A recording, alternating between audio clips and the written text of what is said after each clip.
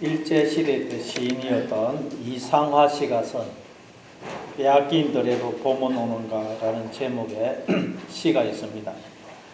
일부분만 소개하면, 지금은 남의 땅, 빼앗긴 들에도 봄은 오는가. 나는 온몸에 햇살을 받고 푸른 하늘, 푸른 들이 맞붙은 곳으로 가르마 같은 눈길을 따라 꿈속을 가듯 걸어만 간다. 입술을 담은 하늘아 들아, 내 마음에는 나 혼자 온 것 같지를 않구나. 내가 끌었느냐 누가 부르더냐. 답답하라 말을 해다오. 바람은 내 귀에 속삭이며 한 자국도 섰지 마라. 옷자락을 흔들고 종다리는 울타리 넘어 아시같이 구름 뒤에서 반갑다 우네. 고맙게 잘 자란 보리밭아, 간밤 자정이 넘어 내리던 고운 비로 너는 삼단 같은 머리를 감았구나. 내 머리조차 가뿐하다. 중간에 생략하고 나는 온몸에 풋내를 띠고 푸른 웃음, 푸른 서름이 어우러진 사이로 다리를 절며 하루를 걷는다. 아마도 봄 신령이 지폈나 보다.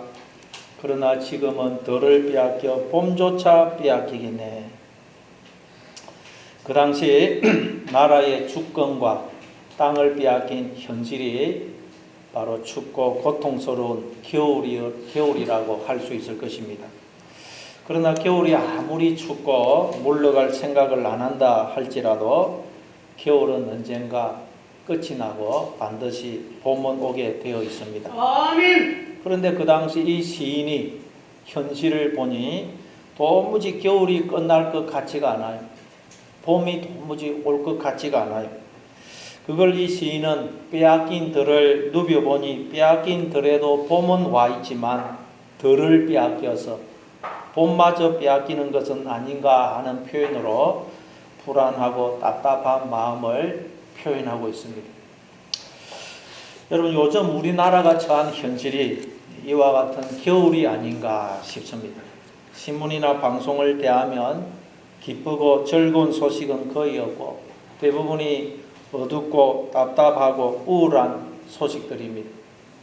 경제, 안보, 외교, 국정 모든 면에서 나라가 위기라는 말들이 들려옵니다. 갈수록 경제가 어려워져서 서민들이 먹고 살기가 힘들어지고 있고, 그리고 무엇보다 젊은이들이 대학을 졸업해도 취직할 일자리가 줄어들고 있다고 그럽니다. 겨울입니다. 개인적으로도 우리가 인생을 살다 보면 혹독한 겨울을 맞이할 때가 있습니다. 실직을 한다든지 병에 걸린다든지 진학이나 취업을 못한다든지 이루고자 하는 일이 뜻대로 풀리지 않는다든지 하는 경우가 그렇습니다. 아멘. 그런데 겨울의 특징은 뭐냐? 도무지 끝날 것 같지가 않다는 것입니다. 봄이 올 것 같지가 않아요. 겨울 안에 들었습니다. 이게 겨울의 특징입니다. 그러나 놀라운 사실은 빼앗긴 들에도 결국 봄은 오고 말더라는 것입니다. 겨울이 아무리 춥고 결코 끝나지 않게 느껴질지라도 봄은 반드시 오게 되어 있더라는 것입니다. 아멘. 그래서 전도서 7장 14절에 보면 형통한 날에는 기뻐하고 공고한 날에는 되돌아보아라. 이 두 가지를 하나님이 병행하게 하사 사람이 그의 장래 일을 헤아려 알지 못하게 하셨느니라 그럽니다. 형통한 날에는 기뻐하라고 그럽니다. 여러분, 인생에 형통한 날이 주어졌습니까? 봄이 왔어요. 아멘. 일이 잘 풀리고 세상적으로 성공을 거두었습니까? 아, 하나님께서 나에게 은혜를 베풀어 주셨구나 하고 하나님께 감사하고 기뻐하라는 것입니다. 반면에 인생에 공고한 날이 주어졌습니까? 인생에 겨울이 닥쳤습니까? 원하는 일이 뜻대로 이루어지지 않고 세상적으로 실패했습니까? 공고한 날에는 되돌아보아라 그래요. 아멘. 그 말은 하나님께서 우리에게 인생의 겨울을 허락하시는 이유는 우리로 하여금 뭔가를 깨닫게 하기 위해서라는, 우리를 좀 더 깊게 하기 위해서라는 것입니다. 감사합니다. 겨울을 통과하지 않으면 봄은 결코 오지 않습니다. 겨울을 통과해야 부활을 상징하는 봄이 오는 거예요. 아멘. 우리 인생도 마찬가지입니다. 인생의 겨울을 통과해야 인생의 봄이 옵니다. 그래서 누구보다 인생의 혹독한 겨울을 통과했던 욥은 욥기서 23장 10절에서 이렇게 말합니다. 그러나 내가 가는 길을 그가 아시나니 그가 나를 단련하신 후에는 내가 순금같이 나으리라. 여러분 인생에 겨울이 왔다면 하나님께서 여러분 인생에 찬란한 봄을 준비해 놓으시고 잠시 인생의 겨울을 통과하게 하고 계신다는 것을 기억하시고 소망과 인내로 그 겨울을 잘 통과하시는 여러분 되시기를 바랍니다. 오늘 본문은 특별히 거기에 대해서 말씀을 하고 있어요. 자, 그러면 우리 오늘 본문을 한번 살펴보겠습니다. 1절입니다. 1절을 읽겠습니다. 시작. 아브라함 때에 첫 흉년이 들었더니 그 땅에 또 흉년이 이삭이 그랄로 가서 브레스의 왕 아비멜렉에게 이르렀더니 하나님이 약속하신 축복의 땅에 또 기근이 왔습니다. 창세기 12장에서 아브라함의 때에도 기근이 있었는데 아들 이삭 때에도 또 기근이 왔습니다. 말하자면 인생에 혹독한 겨울이 찾아온 것입니다. 기근이 그렇게 심한 그렇게 대단한 것이냐 생각이 들 수 있어요.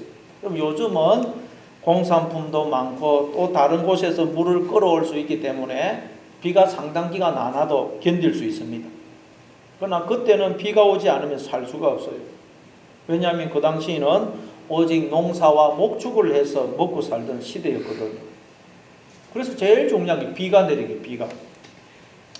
그런데 이 팔레스타인 땅은 1년 내내 비가 내리는 게 아니고 우기와 금기가 나누어져 있습니다. 그래서 우기 때에만 비가 오고 금기 때에는 비가 전혀 오지 않습니다. 그래서 이 금기 때에는 이 비가 오지 않아서 들에 있는 그 풀들이 말라 죽어 가다가 이제 우기 때에 비가 내리면 다시 살아납니다. 그런데 우기가 되었는데도 비가 오지 않으면 들에 있는 풀이나 식물이 다 말라 죽게 됩니다. 그리고 그런 상태가 한 해가 아니라 몇 년 지속이 되면 큰 흉년이 들게 됩니다. 그러면 사람만 먹을 것이 없는 것이 아니라 들의 짐승도 굶주려서 들판에 그 시체들이 절비합니다. 그런데 이 가나안 땅에 흉년이 든 것입니다.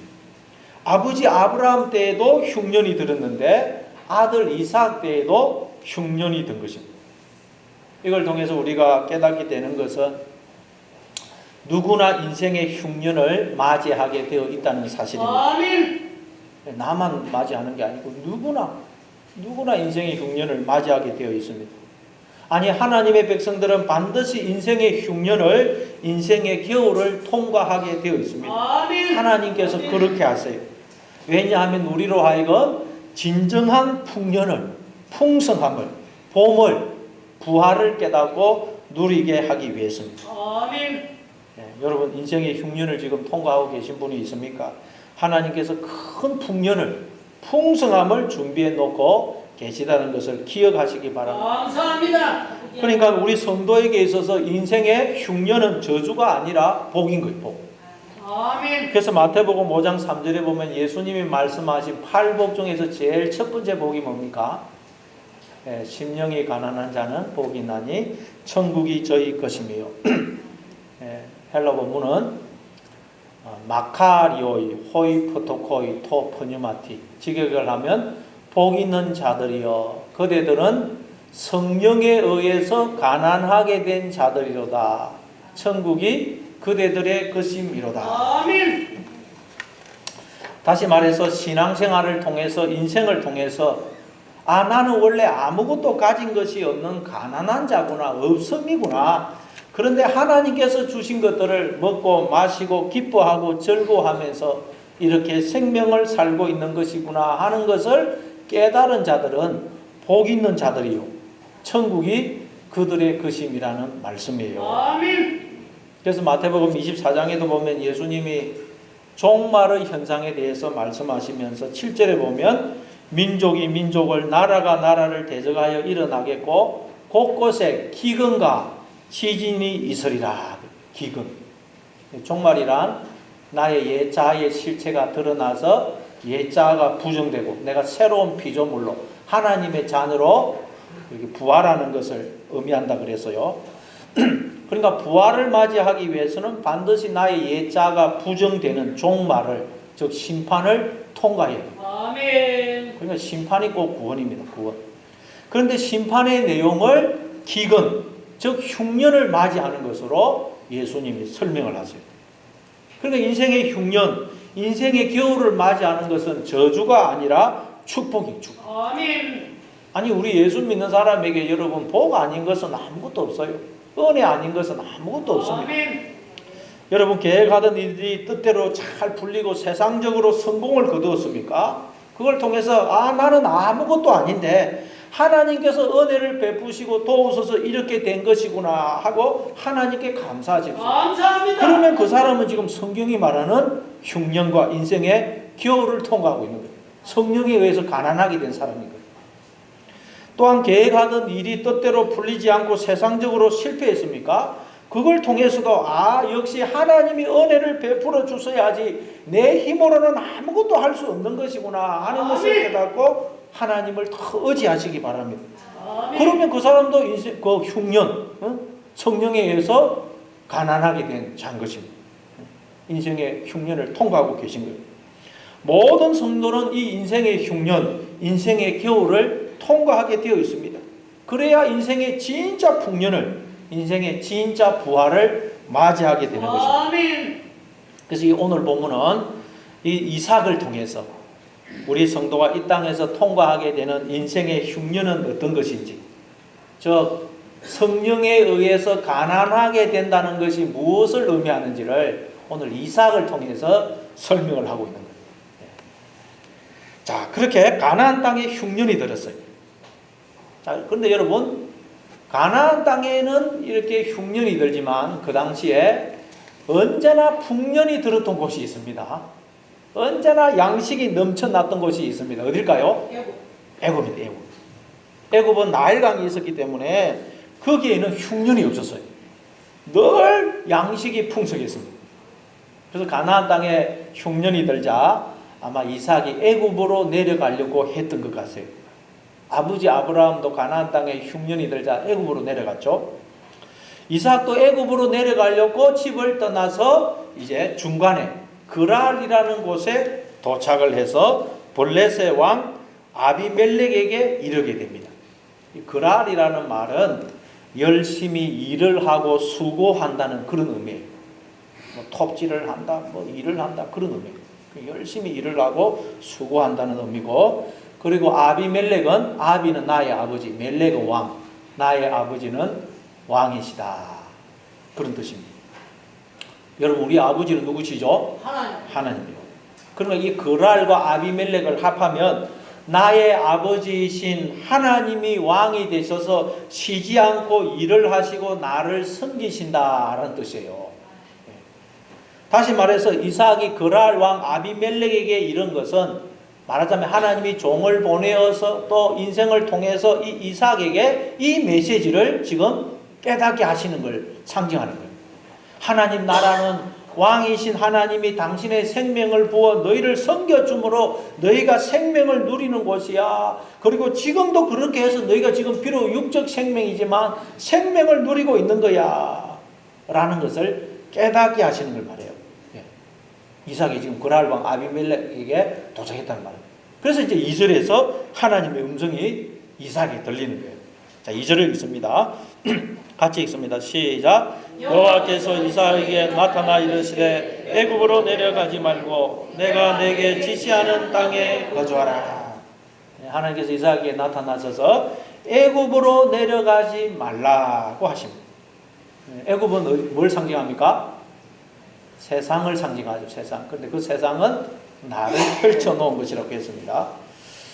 그러니까 애굽은 내가 왕이 되어서 나라는 이 존재를, 나라는 이 땅을, 나라는 이 나를 다스리고 있는 나의 옛자를 상징합니다.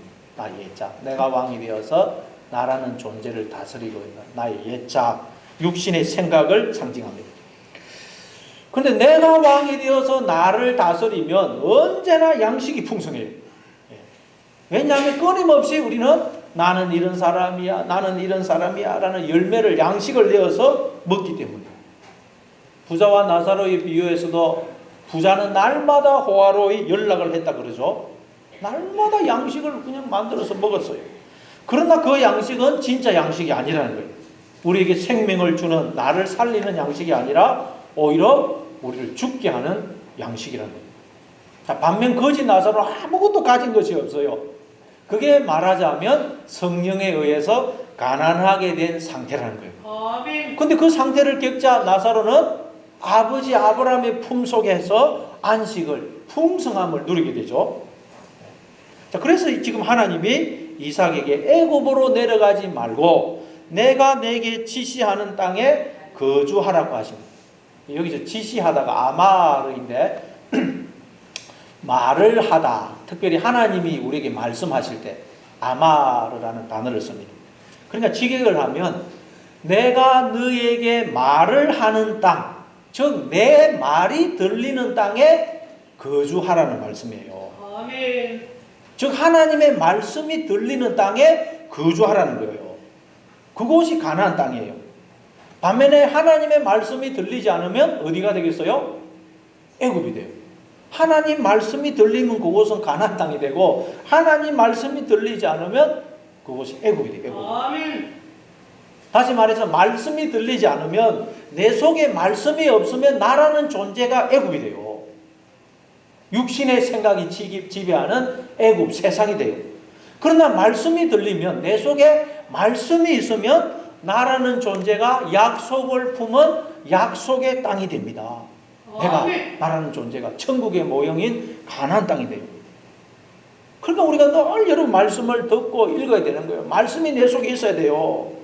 그때 여러분은 천국의 모형인 가나안 땅이 돼요. 약속을 품은 약속의 땅이 돼요. 그러나 여러분 말씀을 듣지 않고 여러분 속에 말씀이 없으면 여러분은 하나님의 말씀이 들리지 않는 애굽 땅이 돼요. 애굽. 이 시간 여러분 귀에 말씀이 다 들리시길 바랍니다. 아멘. 아멘. 말씀이 여러분의 심령의 밭에 다 심겨지기를 바랍니다. 아멘. 그러면 그게 여러분이 약속의 땅이 되는 것이요 또한 약속의 땅에 거주하는 것이 되는 거예요. 아멘. 그럼 우리가 약속의 땅에 거주하게 되면 어떻게 되느냐? 3절 4절을 읽습니다. 3절 4절 같이 읽습니다. 시작. 이 땅에 거주하면 내가 너와 함께 있어 내게 복을 주고 내가 이 모든 땅을 너와 내 자손에게 주리라. 내가 내 아버지 아브라함에게 맹세한 것을 이루어 내 자손을 하늘의 별과 같이 번성하게 하면 이 모든 땅을 내 자손에게 주리니 내 자손으로 말미암아 천하 만민이 복을 받으리라. 아멘. 가나안 땅에 거주하면 즉 하나님의 말씀이 나에게 들려서 내가 약속을 품은 약속의 땅이 되면 천국의 모형인 가나안 땅이 되면 하나님께서 네 가지 복을 주시겠다고 약속하십니다. 첫째는 내가 너와 함께 있어 내게 복을 주겠다. 우리가 여러분 말씀이 있어서 우리가 이 말씀을 품은 약속의 땅이 되면 하나님이 항상 나와 함께 하셔서 나에게 복을 주신다는 거예요. 감사합니다. 하나님이 나와 항상 함께 하시면서 나에게 복을 주신다는 거예요. 여러분 이것만도 더 놀랍고 좋은 복이 어디에 있겠어요? 아멘. 복이란 어떤 이런 물질을 소유하는 것이 아니고 하나님이 나와 함께 하시는 것입니다. 구약 성경에서 성공을 보장하는 구절로 반복해서 나오는 것이 여호와께서 그와 함께 계시더라. 내가 너와 함께 함이라. 계속 그 말씀이 나와요. 하나님이 함께 하시면 모든 안정과 성취가 보장되는 것입니다. 더 이상의 조건은 없습니다.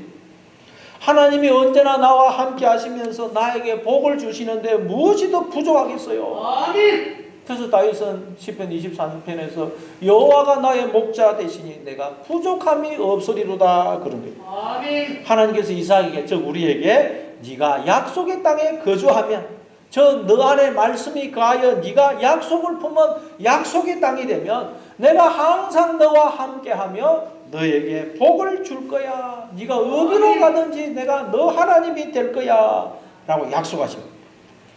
여러분 우리 이 말씀은 우리가 이걸 조건을 충족하게 되면 그제서 비로소 하나님이 나와 함께 하시면서 복을 주신다는 말씀이 아니고 우리가 말씀을 깨닫게 되면 실상을 알게 되면 하나님이 언제나 나와 함께 하시면서 복을 주고 계셨는데 내가 그걸 알지 못하고 있었구나 하는 걸 알게 된다는 거예요. 아멘. 우리가 알지 못했을 때도 하나님은 나와 함께 하시면서 복을 주셨어요. 근데 그걸 몰라서 보내요. 그래서 예수님도 이렇게 말씀을 하셨습니다. 보라, 내가 세상 끝날까지 항상 너희와 함께 있을 것이다 말씀하세요. 아멘. 여러분 언제나 이 약속을 믿고 이 약속을 붙들고 사시기를 바랍니다. 아멘. 하나님이 언제나 나와 함께 하시면서 나에게 복을 주고 계신다. 아멘. 그러면 어떤 절망적인 상황에서도 소망을 가질 수가 있어요. 우리는 하나님이 우리에게 주시는 복은 세상적인 것 몇 개 주시는 정도가 아니고 하나님 자신을 우리에게 주시는 거예요. 하나님 자신을. 아멘. 하나님의 전부를 우리에게 주시는 거예요. 그래서 우리도 복이 되게 하는 거예요. 우리도 복이 되게 하는 거예요. 아멘. 그래서 우리가 지금도 이렇게 하나님께 속한 것들이 흘러나오는 복으로 존재하고 복으로. 저와 여러분이 복으로. 그래서 하나님께서 아브라함에게 내가 너에게 복을 주어 너로 복이 되게 하겠다 그랬죠. 복. 여러분이 복입니다. 여러분이 복. 옆에 계신 분들에게 당신이 복이시군요 한번 인사하겠습니다. 당신이 복이시군요. 다 여러분이 복이에요. 복. 집에서도 남편이 아내가 자녀가 집에 들어오면 야 복이 들어오는구나 복이 그러세요. 저 비름먹을 뭐 들어오는구나 그러지 말고. 두 번째 약속은 내가 이 모든 땅을 너와 내 자손에게 주겠다고 하십니다. 아멘. 이 모든 땅 가나안 땅이죠. 가나안 땅은 천국을 상징합니다. 그러니까 천국을 하나님 나라를 우리에게 주시겠다는 말씀입니다. 감사합니다. 어떻게 하나님. 세 번째 약속은 내 자손을 하늘의 별과 같이 번성하게 하겠다고 하십니다. 자손은 예수 그리스도죠. 요한 갈라디아서 3장 16절에 하면 그러니까 이 말은 우리가 하나님으로 충만히 체험을 받아 하나님의 모든 것에 참여할 뿐만 아니라 하나님을 드러내고 나타내는 존재가 될 것이라는 말씀입니다. 아멘. 지금도 우리는 부분적이고 희미하지만 하나님의 생명에 참여하고 있고 하나님을 드러내고 나타내고 있는 것입니다. 아멘. 그리고 마지막 네 번째 약속은 내 자손으로 말미암아 천하 만민이 복을 받으리라. 아멘. 자손은 예수 그리스도라고 그랬죠. 근데 우리는 지금 예수 그리스도 안에 있습니다. 그럼 이 자손이 곧 나예요, 나. 자손이 예수 그리스도인데 우리가 다 예수 그리스도 안에 있기 때문에 이 자손이 곧 납니다. 씨가 곧 나예요. 그러니까 이 말은 하나님이 나와 함께 하시면서 나에게 복을 주심으로 내가 그 하나님의 복을 또 다른 사람들에게 나누어 주는 존재가 된다는 말씀이에요. 아멘. 하나님이 나와 함께 해서 복을 주시면 내가 그 하나님의 복을 또 다른 사람에게 나누어 주는 존재가 된다는 거예요. 그래서 우리가 지금도 서로가 서로에게 하나님이 주신 복을 이렇게 나누어 줌으로써 그 복을 먹고 우리가 이렇게 살고 있는 거예요. 아멘. 그렇죠? 만약에 여러분 이 세상에 나 혼자 살고 있다. 그럼 어떻게 살고 있어요? 우리는 서로가 하나님의 복을 주신 복을 서로 이렇게 나누어 줌으로써 그 복을 먹고 살고 있는 것입니다. 아멘. 하나님 나라도 그렇게 하나님이 주시는 그 진짜 복, 그 진짜 생명을 서로가 서로에게 이렇게 나누어 줌으로써 하나님의 복을, 하나님의 생명을 풍성히 누리며 사는 곳이라는 말씀이에요. 아멘. 지금도 우리가 하나님 나라에서 누릴 진짜 복, 진짜 생명의 샘플을 서로 지금 이렇게 나누어 줌으로써 그걸 먹고 우리가 살고 있는 거예요. 살고. 지금 우리가 낙원을 살고 있다고 그랬죠? 아멘. 천국의 뭐 샘플을 살고 있어요. 그래서 우리 예수 믿는 사람은 이 세상을 살 때에 누구를 향해서든지 늘 고맙고 감사한 마음을 가지고 살아야 되는 거예요. 왜냐하면 알고 봤더니 내가 지금 그 사람이 나누어주는 하나님의 복을 먹고 살고 있어요. 아멘. 지금 그 사람은 모르지만 그 사람이 나누어주는 하나님의 복을 먹고 내가 지금 살고 있거든요. 모든 사람이 보면 나를 위해서 수고하고 있는 천사예요, 천사. 그래서 우리는 항상 겸손하고 또 고맙고 감사한 마음을 가지고 살아야 돼요. 자, 그게 5절입니다. 5절. 5절을 읽습니다. 시작. 이는 아브라함이 내 말을 순종하고 내 명령과 내 계명과 내 율례와 내 법도를 지켰음이니라 하시니라. 자, 아버지 아브라함이 하나님 말씀에 순종하고 하나님의 명령과 계명과 율례와 법도를 지켰다고 이삭에게 복을 주겠다고 하나님이 말씀을 하세요. 아버지가 아브라함이 이렇게 하나님 말씀 순종했다고 하나님이 아브라함 때문에 이삭에게 복을 주겠다는 거예요. 이 말은 하나님의 복은 계속 머물지 않고 흘러간다는 거예요. 흘러. 아멘. 하나님이 나에게 복을 주시면 이 복이 나를 통해서 자녀에게로 흘러가는 거예요. 나를 통해서 또 다른 사람에게 흘러가는 것입니다. 감사합니다. 반대로 또 하나님이 그 자녀를 통해서 다른 사람을 통해서 그 하나님 복이 나에게 또 흘러 들어와요. 흘러. 아브라함이 하나님 말씀에 순종하고 하나님 명령과 계명과 율례와 법도를 지켰다는 말은 이 진리를 깨달았다는 말이에요. 이 진리를. 야, 모든 인간은 하나님의 복을 흘러주는 존재들이구나. 내가 지금 저들이 흘러주는 하나님의 복을 먹고 살고 있는 것이구나 깨달았단 말이에요. 그래서 아브라함은 그걸 깨닫자 그 가나안 원주민들에게 항상 그냥 고마워하고 절을 하죠. 만나니까 절을 해요. 절을. 누구를 만나든 절을 합니다. 하나님의 백성의 특징은 여러분 겸손한 거예요. 겸손. 아멘. 누구를 만나든지 허리를 숙여요. 왜냐하면 알고 봤더니 모든 사람이 지금 하나님의 복을 나한테 흘러주고 있거든요. 모든 사람이 나 때문에 수고를 하고 있어요. 모든 사람이 하나님이 보낸 천사에 보내요. 천사 알고 봤더니. 자, 그걸 이제 6절부터 설명을 합니다.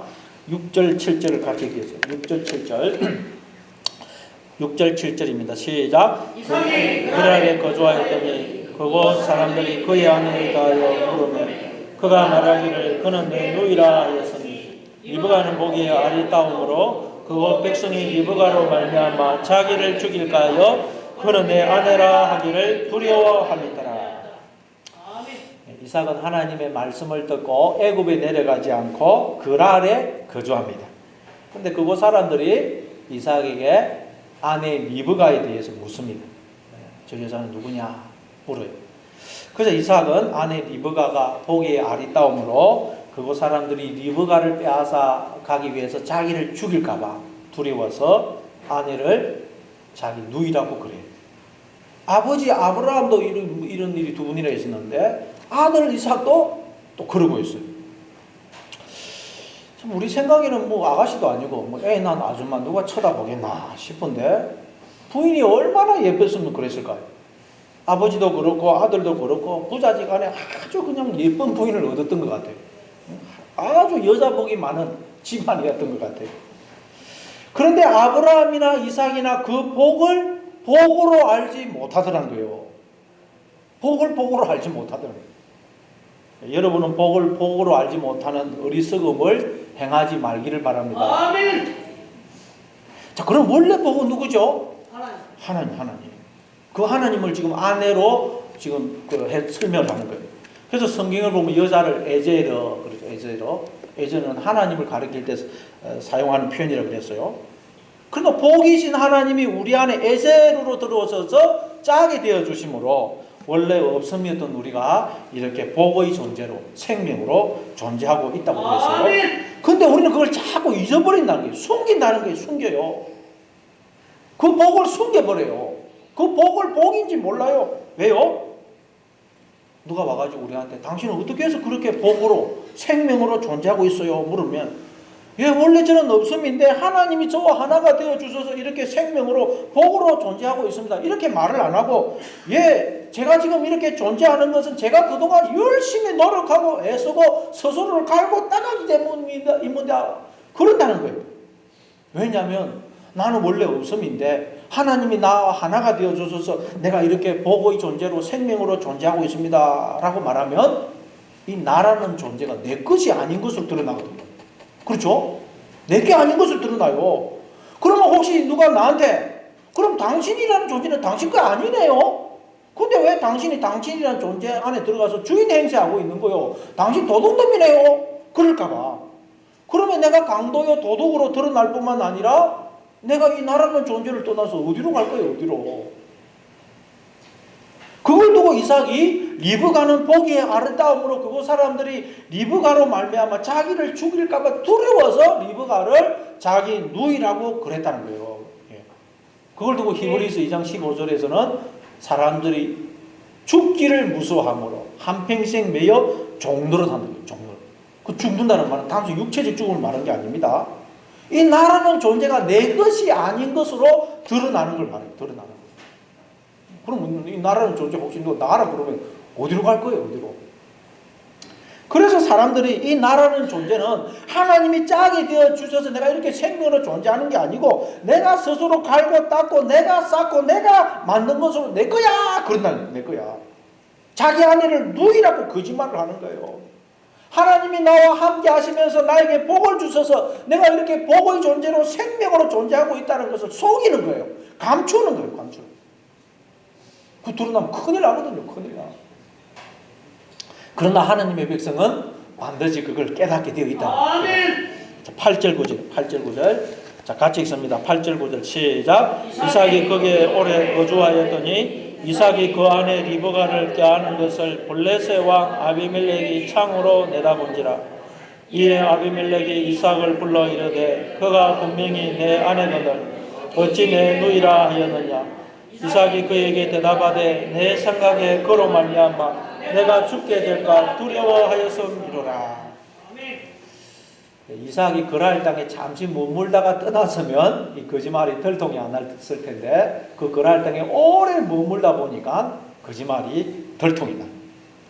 우리도 여러분 이렇게 같이 오래 살다 보면 상대방의 허물이 다 보이죠. 우리가 인생을 오래 살다 보면 신앙생활을 오래 하다 보면 뭘 깨닫게 돼요? 내가 죄인인 것을 깨닫게 돼요. 아멘. 신앙생활을 오래 하다 보면 내가 죄인 중에 계수구나 하는 것을 알게 돼요. 아멘. 이삭도 그랄 땅에 오래 그냥 거주하는 바람에 그의 거짓말이 들통이 나고 말았어요. 하루는 이삭이 아내 리브가를 껴안고 있는 것을 블레셋 왕 아비멜렉이 창으로 내다보게 돼요. 그래서 아비멜렉이 이삭을 불러가지고 왜 당신 아내인데 누이라고 그랬느냐 물으니까 이삭이 내 아내로 말미암아 내가 죽게 될까봐 두려워서 그랬습니다. 그래. 아비멜렉이 이 말을 들었을 때 얼마나 한심한 생각이 들었겠어요. 아내가 예쁘면 그 아내 빼앗길까봐 두려워한 게 아니고 예쁜 아내 때문에 사람들이 자기 아내 빼앗아서 자기 죽을까봐 자기가 죽을까봐 무서워서 거짓말을 했다니 얼마나 한심하겠어요. 이놈아 네가 그러고도 남자가 차라리 떼내버리라. 네가 그러고도 예수 믿는다고 그러냐. 그런 생각을 안 했겠어요. 그런데 여러분 이 이삭이 누구라고요? 우리랑 우리. 이삭처럼 우리도 무슨 일만 있으면 아내로 상징되는 하나님을 팔아먹습니다. 하나님을 팔아먹어요. 무슨 일만 있으면 하나님을 우리는 그냥 모든 걸 덤덩이 씌워요. 왜냐하면 하나님이 제일 만만하거든요. 하나님이 제일 만만해요. 우리가 아무리 하나님을 팔아먹어도 하나님은 아무 말씀을 안 하십니다. 우리가 아무리 신경질을 내고 욕을 하고 화를 내어도 막 불평 원망을 쏟아내어도 하나님께 분풀이를 해도 하나님은 아무 말씀을 안 하세요. 감사합니다. 듣고 계세요. 오히려 하나님이 잘못하신 것처럼 어쩔 줄 몰라 하시고 미안해 하십니다. 그래 내 아들아 내 미안하다 그러세요. 그래서 우리는 무슨 일만 있으면 기분이 좀 나쁘고 일이 좀 안 풀리고 어려운 일이 생기고 짜증만 나면 제일 만만한 하나님께 분풀이를 합니다. 못난 자식이 부모한테 역정을 내고 신경질을 부리듯이 우리가 하는 게 그래요. 못난 자식이에요. 못난 자식. 아멘. 그런데 하나님이 우리의 눈을 열어주시면 내가 그러고 있다는 걸 알게 돼요. 내가 계속 하나님 앞에 만만한 하나님 앞에 그냥 분풀이를 해요. 그런데 하나님은 아무 말씀을 안 하시고 그걸 다 당하고 당하고. 감사합니다. 그게 10절 11절입니다. 10절 11절 같이 읽겠습니다. 시작. 아비멜렉이 이르되 내가 어찌 우리에게 이렇게 행하였느냐. 백성 중 하나가 내 아내와 동침할 뻔하였도다. 내가 죄를 우리에게 입혔으리라. 아비멜렉이 이에 모든 백성에게 명하여 이르되 이 사람이나 그의 아내를 범하는 자는 죽이리라 하였더라. 아멘. 네. 참 아비멜렉이 이삭을 걱정해주고 있어요. 요즘은 여러분 세상이 교회를 걱정하고 있죠. 세상이 교회를 걱정하고 있죠. 뭐, 교인이 목사를 걱정합니다. 이삭도 오히려 아비멜렉이 이삭을 걱정해주면서 모든 사람들에게 절대 이삭의 아내는 건드지 말라고 명령을 합니다. 이때 이삭이 얼마나 창피하고 부끄러웠을까요? 정말 죽고 싶은 심정일 것이고 자기의 그 부끄러운 모습 다 들통났거든요. 베드로도 예수님께 예수님 제가 죽을지라도 저는 주님을 따르겠습니다. 다른 사람은 다 주님을 버려도 저는 끝까지 주님을 버리지 않겠습니다. 큰 소리 쳤죠. 근데 베드로는 오히려 예수님을 3번이나 마지막에는 저주하면서까지 예수님을 부인했어요. 그때 베드로가 얼마나 부끄럽고 괴로웠겠어요. 그래서 대성통곡을 합니다. 대성통. 여러분 바로 이 이삭의 모습, 베드로의 모습이 저와 여러분의 모습. 아멘. 우리 인생을 살아보면 내가 이루고 있다는 걸 알게. 내가 이루고 있어. 그게 들통이 나는 거예요. 너무 부끄럽고 수치스럽습니다. 그래서 우리가 인생을 살아보면 여러분 인생을 가만히 되돌아보면 부끄러운 것밖에 생각 안 나요. 그냥 뭐 잘한 건 하나도 생각 안 나고 부끄러운 것밖에 안 나요. 쥐구멍이라도 그냥 숨으면 쫓겨져. 그냥 인생을 되돌아보면 너무 부끄러워. 허물만 드러나고. 아멘.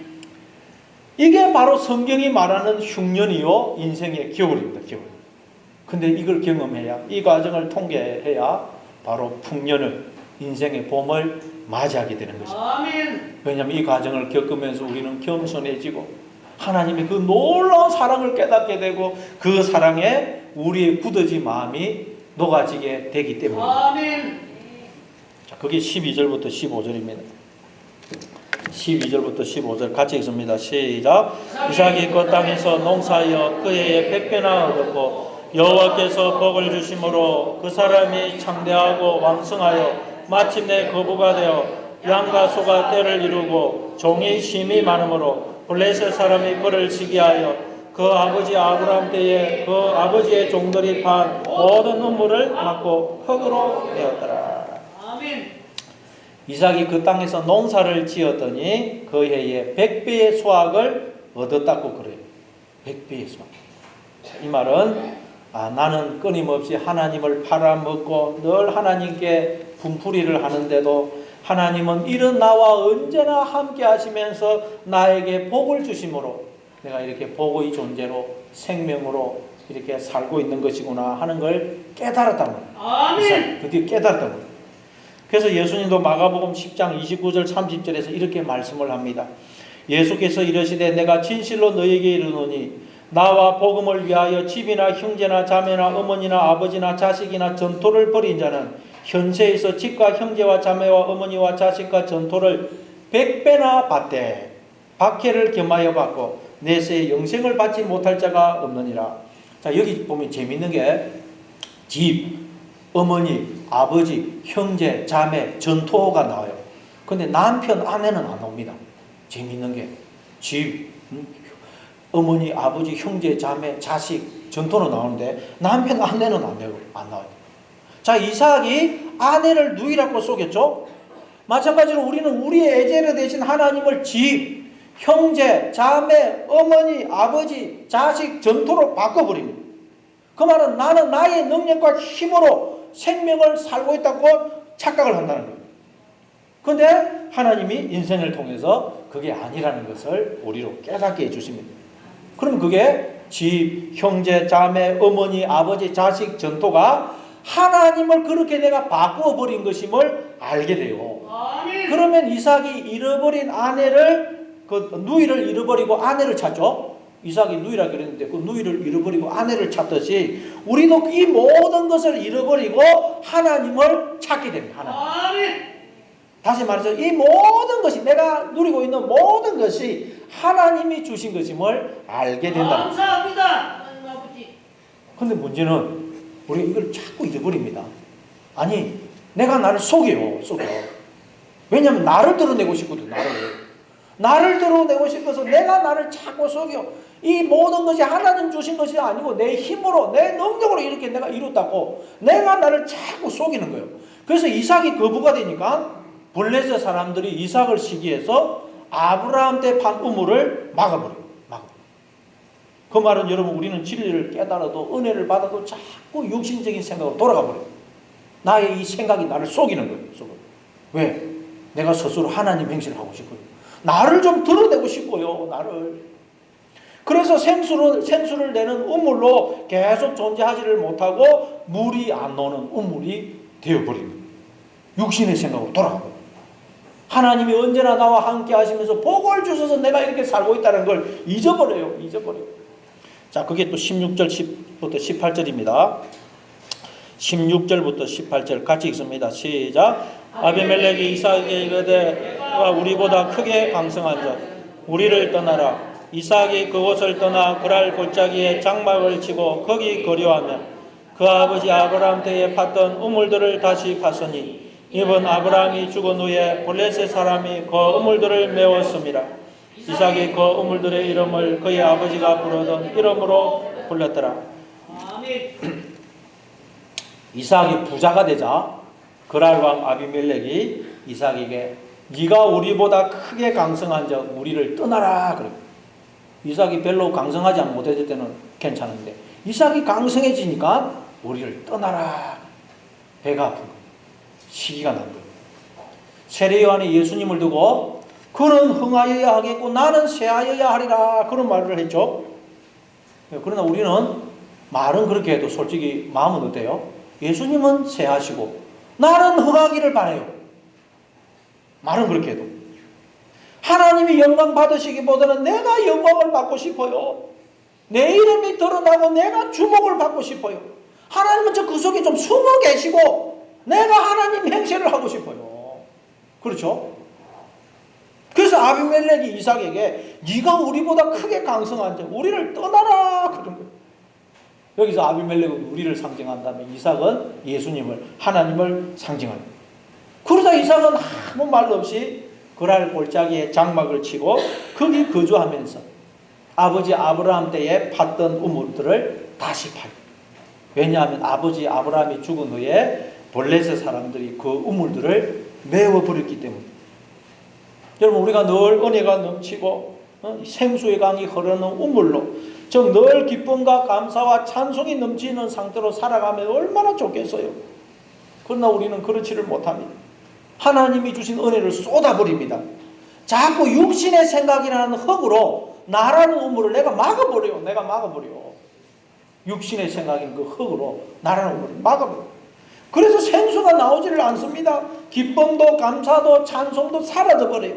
신앙생활의 간격이 사라져버립니다. 그렇죠. 우리 신앙생활을 해보면 이 기쁨과 감사와 감격이 사라져요. 처음에는 감격이 있었는데 사라져버려요. 그럼 우리가 어떻게 해야 다시 메워져 버린 우물에서 물이 나오게 할 수 있을까요? 어떻게 하면 잃어버린 신앙생활의 기쁨과 감격과 찬송을 회복할 수 있을까요? 우리가 어떻게 해야 미움과 분노와 저주가 아닌 하나님의 생명과 복을 흘러주는 그런 복의 존재로 살아갈 수 있을까요? 흙으로 메워져 버린 우리의 우물을 파주시는, 그래서 다시 생수가 흐르게 해주시는 주님 앞에 나오면 되겠죠. 아멘. 우리로서는 할 수 없어요. 주님 앞에 나오면 주님이 막혀버린 우리 우물을 다시 파서 생수가 흐르게 해주시는. 자, 그게 19절입니다. 자, 19절부터 22절까지입니다. 19절부터 22절. 자, 같이 읽습니다. 시작. 이삭의 종들이 골짜기를 파서 샘 근원을 얻었더니 그랄 목자들이 이삭의 목자와 다투어 이르되 이 물은 우리의 것이라 하며 이삭이 그 다툼으로 말미암아 그 우물 이름을 에색이라 하였으며 또 다른 우물을 팠더니 그들이 또 다툼으로 그 이름을 신나라 하였으며 이삭이 거기서 옮겨 다른 우물을 팠더니 그들이 다투지 아니하였으므로 그 이름을 로봇이라 하여 이르되 이제는 여호와께서 우리를 위하여 넓게 하셨으니 이 땅에서 우리가 번성하리로다. 아멘. 이삭의 종들이 우물을 팔 때마다 그랄 목자들이 와서 이 우물은 우리 것이다 그러면서 다퉈요. 이삭은 그럴 때마다 장소를 옮겨서 또 다른 우물을 팝니다. 여러분 그 당시 우물을 파는 것은 결코 쉬운 게 아닙니다. 그 당시 그 중동에서의 우물은 계단식으로 되어 있어요. 계단식. 그래서 그 우물 안으로 계단을 타고 내려가도록 되어 있어요. 그 우물이 넓고 굉장히 깊어요. 그런데 무슨 그 당시 무슨 장비가 있었습니까? 삽도 있었어요. 삽도 제대로 없는 그 당시에 포크레인은 고사하고 그런 우물을 판다는 것은 굉장히 여러분 고통스러운 일이에요. 그런데 그렇게 수고를 해서 우물을 파놓으면 그날 목자들이 와서 이 우물은 우리 것이다 그러면서 시비를 걸어요. 그러나 이삭은 싸우지 않고 그렇게 힘들어서 우물을 팠는데도 그걸 양보를 하고 또 다른 곳에 가서 우물을 파요. 그러니까 또 거랄 목자들이 와서 이 우물은 우리 것이다. 그러니까 또 이삭이 또 다른 곳에 가서 세 번째 또 우물을 팝니다. 그러자 이제는 더 이상 다투지 않게 됩니다. 그래서 이삭이 그 장소를 장소가 넓다, 이제 싸울 일이 없다라는 뜻으로 르호보이라고 불러요. 르호보. 여러분, 이 이삭의 모습이 바로 누구의 모습입니까? 나의 예, 계속 양보하고 가는 이 이삭의 모습은 예수님의 모습이고, 아멘. 그랄 목자들이 바로 우리의 모습입니다. 아멘. 예수님은 아무 말씀도 안 하시고 털 깎는 자 앞에 어린 양같이, 잠잠한 양같이, 도살장에 끌려가는 양같이 우리에게 고난을 당하시고 죽임을 당하셨습니다. 아멘. 그렇게 해서 우리에게 생명을 주셨습니다. 그 말은 하나님께서 그렇게 하셔서 지금 우리에게 생명을 주고 계시다는 말입니다. 감사합니다. 하나님은 우리한테서 온갖 신경질과 짜증과 역정과 불평과 원망을 다 들으시면서도, 배신을 당하시면서도 언제나 말없이 나와 함께 하시면서 당신을 깨뜨려 생수를 부어주심으로 우리가 이렇게 생명으로 존재하고 있다는 것입니다. 감사합니다. 우리가 이 하나님의 사랑을 알게 되면 이 사랑의 마음에, 이 사랑에 우리의 굳어졌던 마음이 녹아져서 막혔던 우리의 우물이 다시 뚫려져서 생수가 흐르는 우물이 됩니다. 우물이. 아멘. 그래서 예수님 누구든지 목마르든 내게로 와서 마시라. 나를 믿는 자는 그 배에서 생수의 강이 흘러나오리라. 지금 그래서 우리가 이렇게 생명으로 존재하고 있다. 아멘. 오늘 이 말씀 앞에 저와 여러분의 그 굳어진 마음이 다 녹아져서, 하나님의 그 사랑에 굳어진 마음이 다 녹아져서 막혀버린 우물들이 다시 뚫려져서 생수가 흐르는 우물이 되시는 여러분 다 되시기를 바랍니다. 아버지 하나님,